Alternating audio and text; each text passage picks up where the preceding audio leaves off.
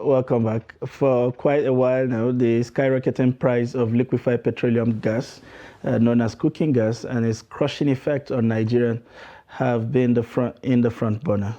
Major stakeholders in the sectors allege that importers, depot owners, and the federal government are complicit in the continuous rise of LPG prices through price fixing, reintroduction of value-added tax, exorbitant landing cost and levies, as well as dollar scarcity and devaluation of the naira. Based on findings, naira devaluation and foreign exchange scarcity to a great extent have adversely affected LPG pricing, which is denominated in dollar.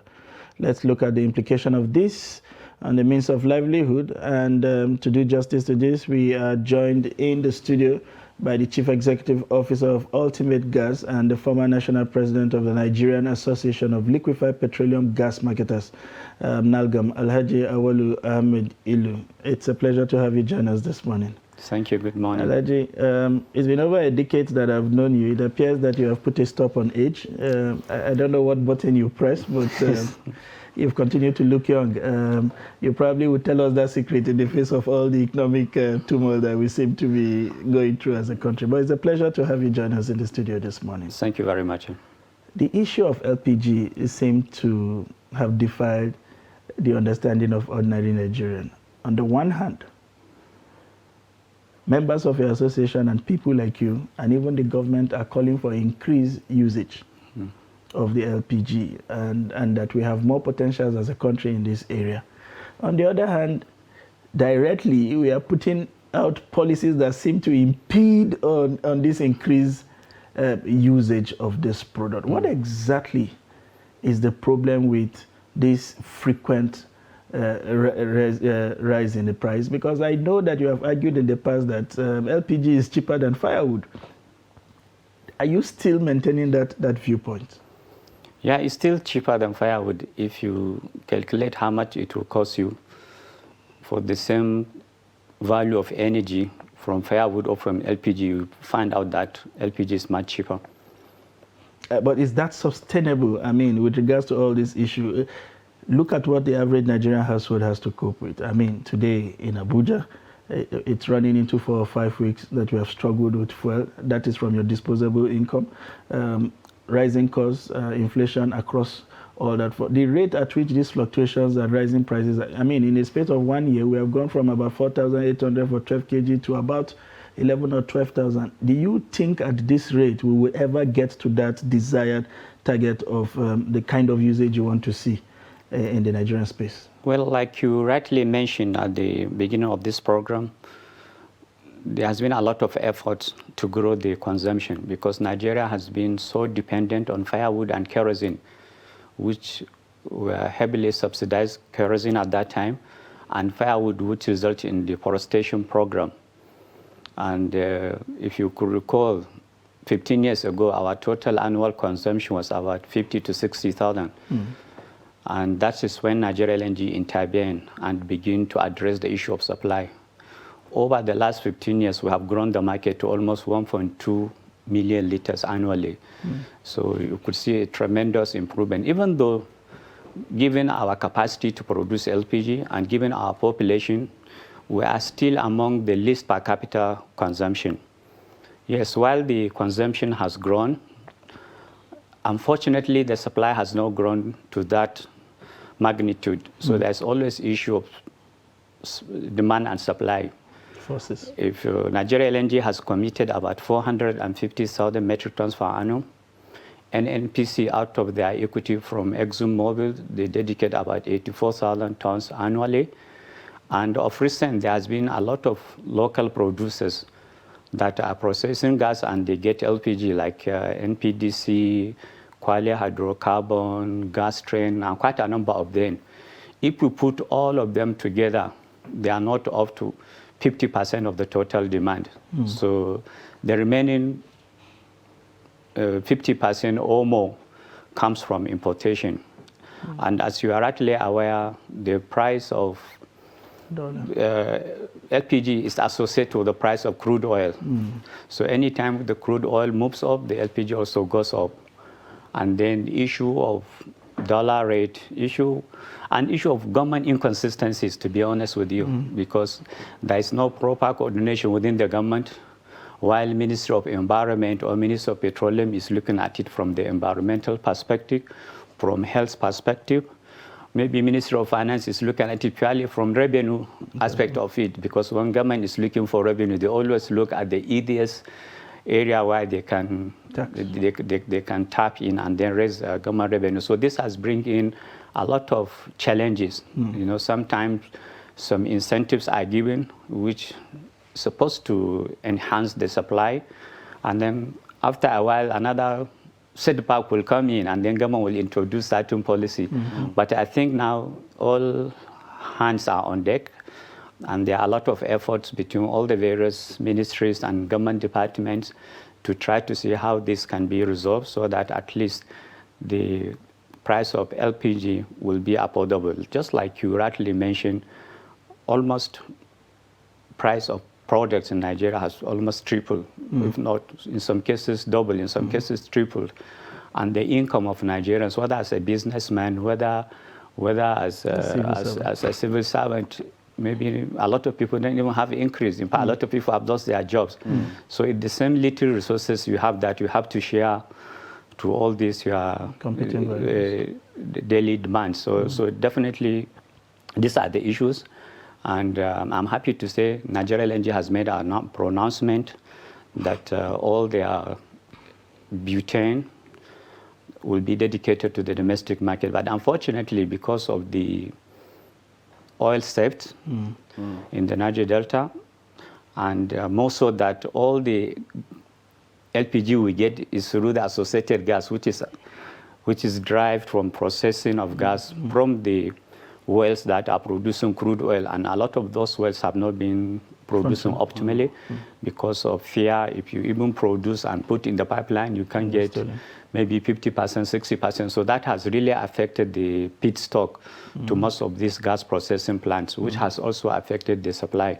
So the only option to be able to complement the domestic supply is through import, and the import to even get the dollar, to even get the vessel, you know, and they're all double handling. And of recent now, because of this flood, even the logistics, sometimes it takes like maybe 10 days for a truck, when loaded with LPG, to reach Kano, because the roads are very terrible. All the routes are in bad shape. So many accidents. Sometimes for 2-3 days, there will not be any movement because some trailers have fallen down. And so these are some of the challenges, but I hope and I believe that maybe with time you will be able to overcome most of these challenges. So you raised quite a number of issues, and what I've been able to glean from it is one of the fundamental problems is that we have a supply issue. Definitely, yes. Yeah. And that is what is mostly affecting the price as it is right now. So what are we doing? I think my question is two-pronged right now. What are we doing to address the current supply issue right now to make sure that we have the domestic capacity to satisfy the demand that we have, so that hopefully the price will come down? And what do we need to do if what we're doing now is not working? To be honest, the sector has been neglected for a very long time. In fact, those of us who have operated for a very long time have been very resilient, you know. With very little support, we are able to strive. A lot of investment has gone into LPG. Today, we are boasting of more than 10 coastal depots. Unlike in 2007, there was only one belonging to an NPC. We have thousands of bottling plants across Nigeria. I don't think there's any state that doesn't have bottling plants, unlike before. We have so many road trucks, etc. So in terms of investment, the operators have done quite a lot. But a lot of it really has to be lack of full collaboration with government to understand what areas need to be addressed, where we need to focus. And until about 3 years ago, when government came up with an incentive whereby importation of LPG equipment and appliances was streamlined, and some kind of incentives were given in terms of import duty and others. So that has helped a lot in growing the market. But really, we have to improve the domestic supply. And unfortunately, Nigeria produces almost 3 million tons of LPG. Most of it is being exported. A lot of it has to do with logistic issues, you know. Sometimes the spec issues, like ExxonMobil produce quite a lot of LPG, which is called LPG mix. But all of it is being exported because the logistics of bringing it from Escravos to Lagos or to other ports is quite challenging. The vessel availability, etc. In fact, what even grow the market is because of the intervention of Nigeria LNG.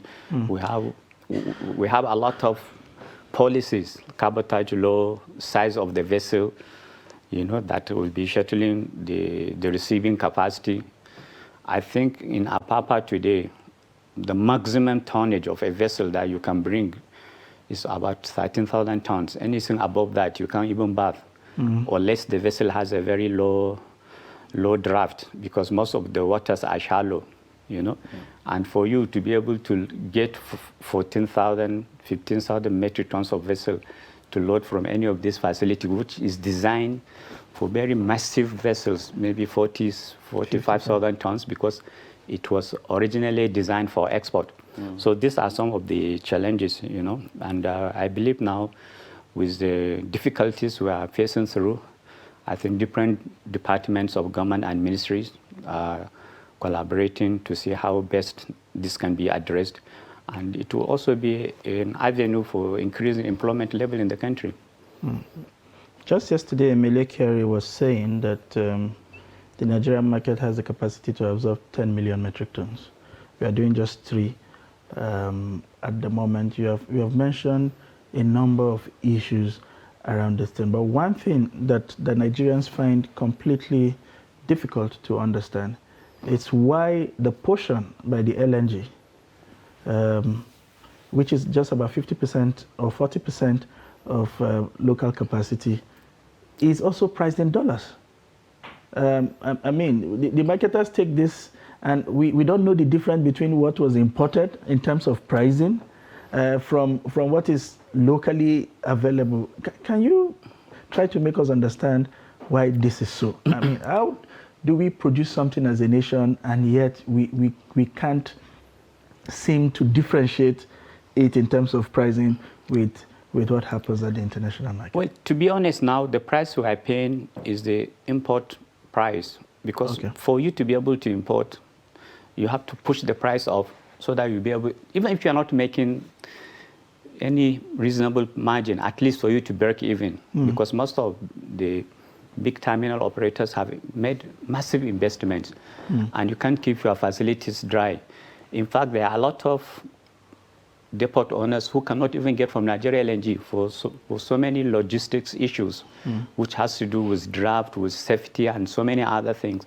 So for you, in a situation where you are producing only about 40%, for you to be able to meet up with the remaining 70%, 60%, you have to push up the price to that level, so that if somebody gets, for instance, from Nigeria LNG, which is at a much lower rate, you know, and he sells below the current market price, nobody will import. And if nobody will import, then the price will also shoot up. So the only way to solve this issue is to increase the domestic supply. And that is the only issue. If not, if you have to rely on import, and imports now is becoming more and more difficult. And like I said earlier, unfortunately, we don't have proper coordination within the government cycles. Not only this government, all governments, the previous one, the one before that, the person in Ministry of Transport or in NIMASA, he's looking at it from his own point of view. You need to have cabotage, you need to have this, you need to have this. He doesn't look at it from the other point of view. The person in finance is looking at it more from more revenue generation, you know. The environment person is looking at it from environmental perspective. So if there is a proper coordination and understanding and engagement of the operators, I believe that we have the capacity to address all these issues, and together we can solve the challenges, and then see that at least the price of LPG gas has become reasonable.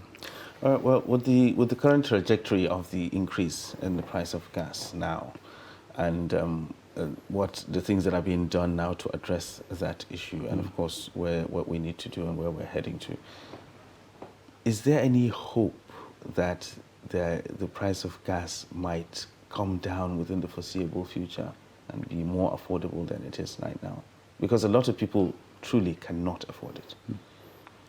I don't think so. It might reduce reasonably with some little naira and kobo, but I don't see it coming down drastically.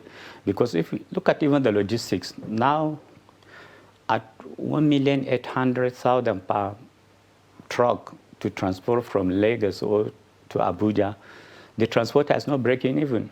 If you look at the cost of tires, cost of spare parts, and how long it takes you to come to Abuja or to go to Lagos or to go to different parts of the country.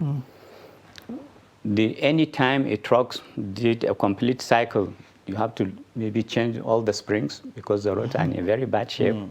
I hope one day you can have a tour of the situation in the road around Makwa area and see, you know.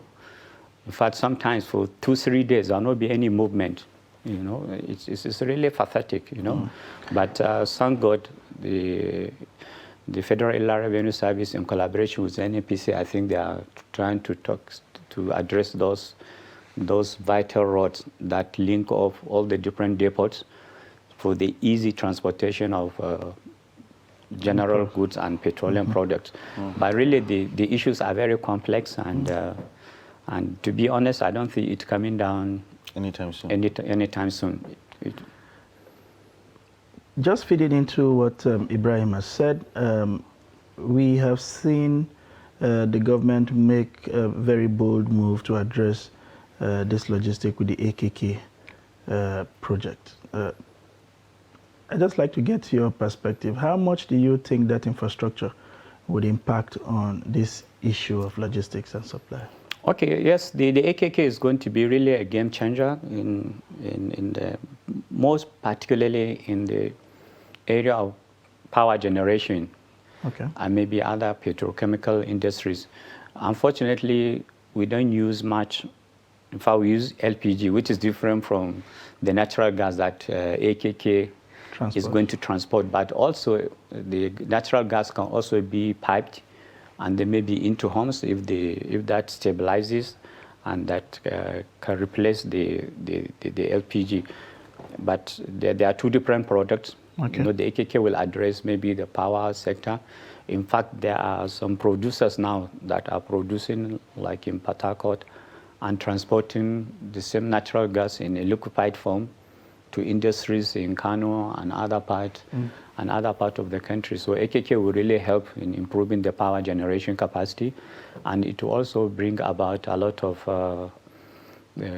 petrochemical fertilizer plants along the route, and possibly in a longer time, maybe people can begin to pipe it, just like it's been done all over Europe and the US. But it's a long-time thing because the market is not even there. We are talking about 1.3 million tons all over Nigeria, which is very, very small. And like you said, the GMD of NNPC mentioned, Nigeria can consume 10 million comfortably, given our population, you know. So in terms of per capita consumption, we are still lagging behind, even behind those who don't even have the LPG, who have to rely on importation. Places like Senegal and other countries around West Africa and other parts of Africa. Well, you made mention of the fact that we do produce LPG locally, and some of it is actually exported. Yes. But if we're not getting enough to fulfill the domestic demand, then why take it outside? Yeah, that's why I said logistics issues. So it's cheaper for you to take it out than to distribute it within? There was time. It's cheaper to import than to even buy from Nigeria. Because if you are buying from outside the country, you buy the correct size of vessel. For instance, you can buy a 15,000-ton vessel that will come straight from Europe or from the US to come and drop for you. if you are picking from any of the facilities, you know, we have a mismatch. The platform, because when all these projects were conceived, Nigeria LNG, ExxonMobil, NGL, Chevron gas project, they were designed for export because as at that time, Nigeria's refinery can produce enough LPG for the country. So it was designed to export all the products. So they were designed for a much bigger vessel. And then for you to load, at the port load, you must have a reasonable size of vessel. And if you load it now, you can't enter where you're going to discharge. Those are the kind of mismatch. And these are the only thing that really it has to be addressed specifically to look at, for instance, what are the challenges? How do you overcome it? But everybody now is doing his own, from his own viewpoint, and he will insist on that is what he wants to do. And we are only operators. We take the easiest way out of it and try to see how we can make use of it. But talking about this challenge within the context of what we can do to move forward, how much is the recently passed Petroleum Industry Act, you know, supposed to help address some of these lack of coordination and direction, especially on the part of regulators and other stakeholders in the industry? Is there any impact that is supposed to have on this? Well, I think now the PIA is just being implemented now gradually. Unfortunately, the most important aspect of it, which is the regulation, has not been implemented. And even today, to be honest, if you can buy petrol at 165 or at 200, you know, you can compare it with LPG, which is almost over 300 per liter, or 300 plus. So definitely there's no incentive. And so part of the PIA, the whole concept is to regulate the industry. So you are arguing that the continuous subsidy to petrol is a disincentive for the growth of the gas sector? Yeah, it is. And secondly, too, under the previous act, the Minister of Petroleum has a lot of power, which is not the case with the PIA. But it's still new thing. We're beginning to, you have seen of recent where there has been so many controversies over the powers of the minister vis-a-vis the power of the regulator, which is the upstream and commission. You know, so it's something new. It will take maybe like 1 year, 2 years to be able to get used to it. I strongly believe by the time we fully implement the PIA, definitely the industry will grow, and most of the other issues will be addressed, and the bureaucracy involved will be minimized, which is the most important thing. And then you have one regulator, unlike what to obtain now. You have so many people involved in the space, in doing one thing, you know. So the PIA will go a long way, and when fully implemented, and I believe we are doing it gradually, and the commission and the authority are getting well established. In fact, they have finished distributing the stuff. They have almost integrated most of the various departments, like the midstream, downstream. You have so many agencies that were put together. Even for that to take off fully, it takes a very long time, long process. You know, even their processes have to be streamlined. And the same thing with the upstream commission. So I believe that with time, maybe towards the end of next year, it will have taken full root into the system, and I believe that will bring a lot of improvement. All right, you touched on the issue of deregulation, and that it hasn't actually been implemented, and it's the main thing. When people hear the word deregulation, the first thing that comes to their mind is how this affects price, and usually they just think of it as an it will be an upward take in the price of everything, because if you allow market forces to deal with it, most likely it's not going to be something that's going to be at a reasonable price. But isn't that what is happening now? Because isn't it market forces that are determining exactly the price of gas at the moment? No, you see, the major issue is if you produce certain thing at certain rate, whatever name you call it, and you are selling below that cost. Now, petroleum products, crude oil has been sold in dollar, for instance. And because it's been sold in dollar, you have to base your costing in that. If you look at the current cost from what they are saying, I don't know how much it is today because it changes every day. Maybe landing per liter, petrol will not sell maybe less than 400 naira. But now because you are selling it at 165, maybe 200, for a Niger citizen or for a businessman in Niger, Burkina Faso, it's better for him to buy from Nigeria at 350 naira. It's still cheaper than if he's to import. If you go to Niger, all these are what's the African cost. You look at how much their price is, almost double or 3 times our own. So definitely there are incentive for smuggling, for black market, whether you call it smuggle, whatever it is. And that's why our consumption is so maybe high. 60 million liters, 80 million liters. 100 million, whatever. But by the time it becomes expensive, a lot of people have to think twice before they use their vehicles. 2, there's not any incentive to take it out of the country like now, LPG. In fact, we are selling more expensive than Nigeria because Nigeria is subsidizing LPG. In fact, sometimes people even go and smuggle gas from Niger in cylinders because they can sell higher.